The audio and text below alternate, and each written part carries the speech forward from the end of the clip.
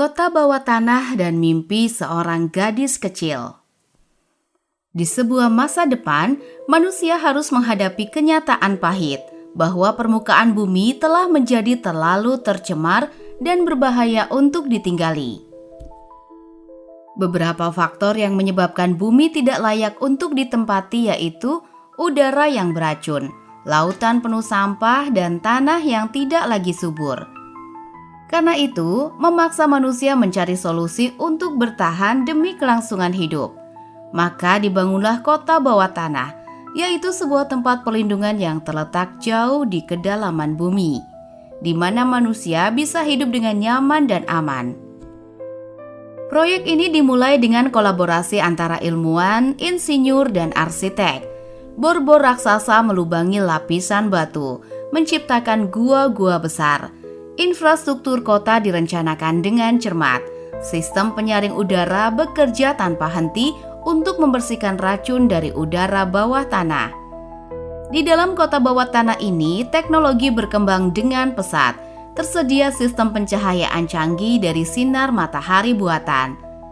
Ada kereta cepat yang menghubungkan antar tempat dan juga sumber energi alami yang dihasilkan oleh energi magnetik dari dalam tanah. Mereka memenuhi kebutuhan makanan dengan membangun pertanian hidroponik yang menghasilkan makanan segar setiap hari. Peternakan yang canggih untuk menghasilkan daging, telur, dan susu. Tetapi bagi seorang anak bernama Luna, kota ini terasa seperti sangkar emas. Luna adalah seorang gadis berusia 12 tahun yang penuh rasa ingin tahu.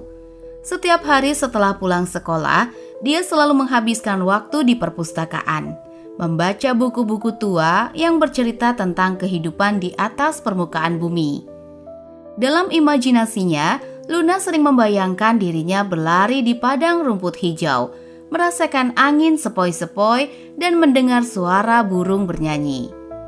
Suatu hari, saat sedang mencari buku baru di perpustakaan, Luna menemukan sebuah buku yang sangat tua dan berdebu. Sampulnya berwarna coklat kusam dengan judul yang nyaris tidak terbaca. Dengan hati-hati Luna membuka buku itu dan mulai membaca. Buku itu berisi peta-peta kuno dan catatan-catatan tentang permukaan bumi sebelum tercemar. Di halaman terakhir buku itu, Luna menemukan sesuatu yang sangat menarik. Sebuah catatan kecil yang ditulis dengan tangan. Ada harapan untuk membersihkan permukaan bumi. Begitu bunyi catatan itu. Kunci untuk menyelamatkan bumi ada di taman tersembunyi. Luna merasa hatinya berdebar-debar. Taman tersembunyi, apa itu? Dan di mana letaknya? Tanpa berpikir panjang, Luna memutuskan bahwa dia harus menemukan taman itu dan mencari cara untuk membersihkan permukaan bumi. Pada malam itu, Luna merencanakan petualangannya. Dia menyiapkan ransel kecil dengan bekal makanan, air, dan senter.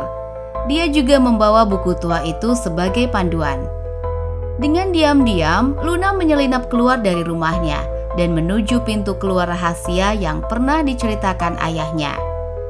Ayah Luna adalah seorang insinyur yang pernah bekerja di permukaan sebelum pindah ke kota bawah tanah.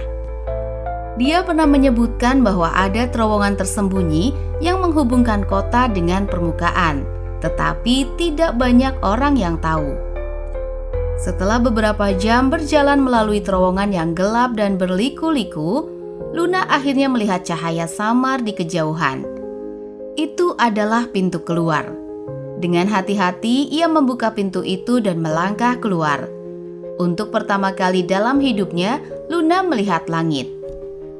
Meskipun langit itu berwarna abu-abu dan penuh asap, bagi Luna itu adalah pemandangan yang luar biasa. Luna melihat sekeliling dan mengikuti peta yang ada di buku tua itu. Setelah beberapa jam berjalan, dia tiba di sebuah tempat yang dulunya mungkin adalah sebuah taman. Sekarang tempat itu dipenuhi reruntuhan dan tanaman liar. Tetapi di tengah-tengah reruntuhan itu, Luna melihat sesuatu yang aneh.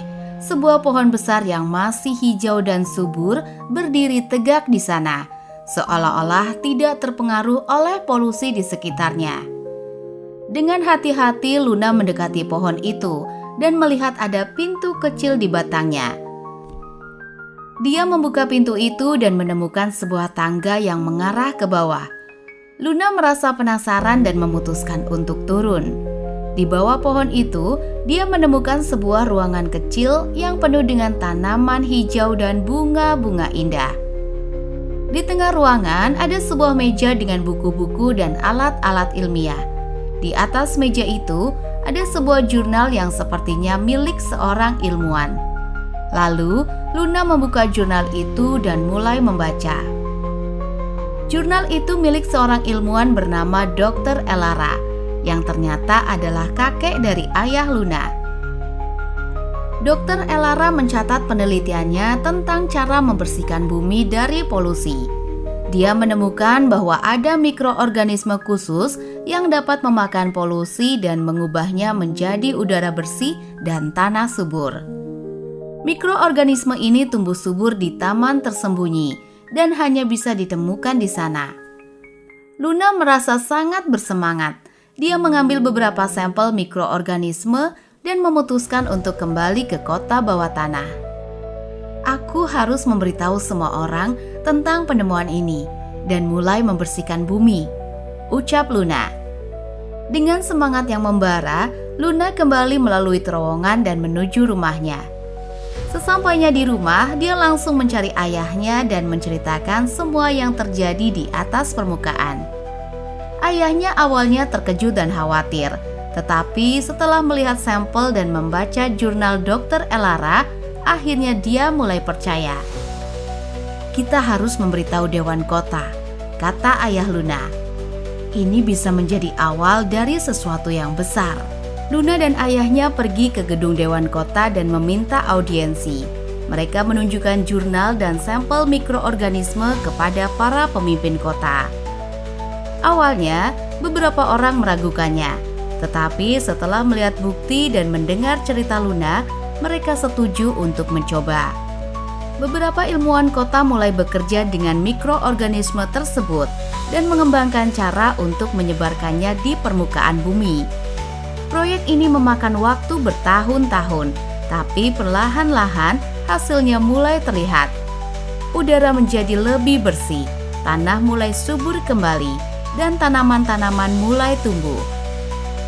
Berkat keberanian dan rasa ingin tahu Luna, manusia akhirnya bisa kembali ke permukaan bumi dan mulai membangun kembali kehidupan di sana. Taman-taman hijau mulai bermunculan, sungai-sungai menjadi jernih kembali, dan langit biru mulai terlihat. Luna menjadi pahlawan di mata semua orang, tetapi bagi dirinya sendiri, dia hanya seorang anak yang ingin melihat dunia yang lebih baik. Dan begitulah, Luna dan keluarganya pindah kembali ke permukaan bersama dengan banyak orang lainnya. Mereka bekerja sama untuk menjaga bumi tetap bersih dan subur. Luna akhirnya bisa merasakan angin sepoi-sepoi di wajahnya dan mendengar burung-burung bernyanyi. Dunia yang selama ini hanya ada dalam imajinasinya, kini menjadi kenyataan. Setiap kali Luna melihat langit biru, dia teringat petualangannya dan betapa pentingnya untuk selalu menjaga rasa ingin tahu dan semangat untuk membuat perubahan. Dia tahu bahwa masa depan bumi ada di tangan generasi berikutnya, dan dia berjanji akan terus berusaha menjaga keindahan alam ini untuk anak-anak yang akan datang.